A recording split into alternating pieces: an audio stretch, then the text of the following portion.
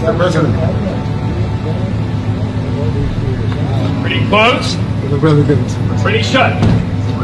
Pretty face. President Trump, your message to Christians during this Holy Week, sir, at the start of Holy Week. Do you have a message for Christians, sir, during this Holy Week, sir? Mr. President, how are you? Good to see you. Welcome. Thank you. Nice to see you again.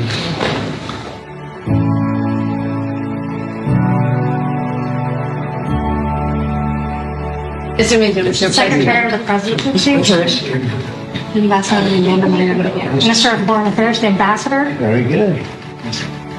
Minister of Justice, Minister of Defense, Advisor. Like you, right? No. Lower. We do over there. It feels like we've been missing you. This is done. Well, you know, very young man. Now he's just a young man. And he's done a fantastic job. Mr. President, it's an honor to have you. Thank you, Mr. President. Incredibly for your country.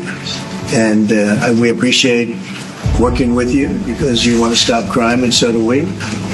And it's very, very effective. And I want to just say hello to the people of El Salvador and say they have one hell of a president. Okay? And I mean that, and I know him well.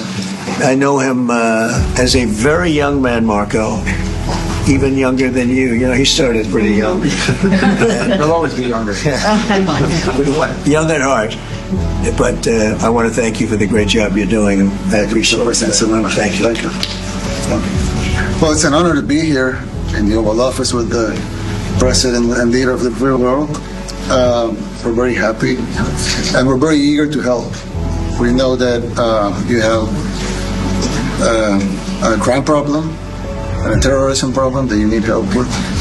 And we're a small country, but if we can help, we will do it. And we actually turned the murder capital of the world, that was the journalists call it, right? Murder capital of the world, into the safest country in the Western Hemisphere. And, you know, sometimes they say that we imprison thousands. I like to say that we actually liberated millions. So, you know, like, It's very good. Who gave him that line? Do you think I can use that? yes. Yes. And in fact, Mr. President, you have 350 million people to liberate. Yeah. But to liberate 350 million people, you have to imprison some.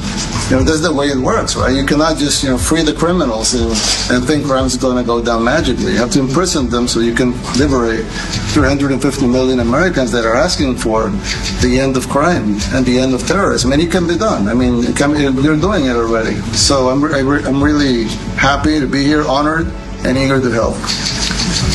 Well, we had a terrible thing happen. We had an administration that allowed people to come in freely into our country from not only South America, but from all over the world. We're a great country, but we had stupid people running this country, and I can say it.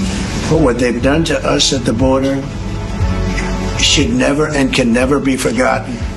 It's a sin, what they did, and you are helping us out, and we appreciate it. Thanks. Thank you. Actually, what you're doing with the border is remarkable. It has dropped, 95%? It's incredible. As of this morning, 99%, 99.1% to be exact. Why are those numbers not in the media? Well, they get out, but the fake news, like CNN over here doesn't want to put them out because they don't like putting out good numbers. They only like putting out because I think they hate our country. Actually, I have a great relationship with this man. I have the best relationship with him. We've known each other.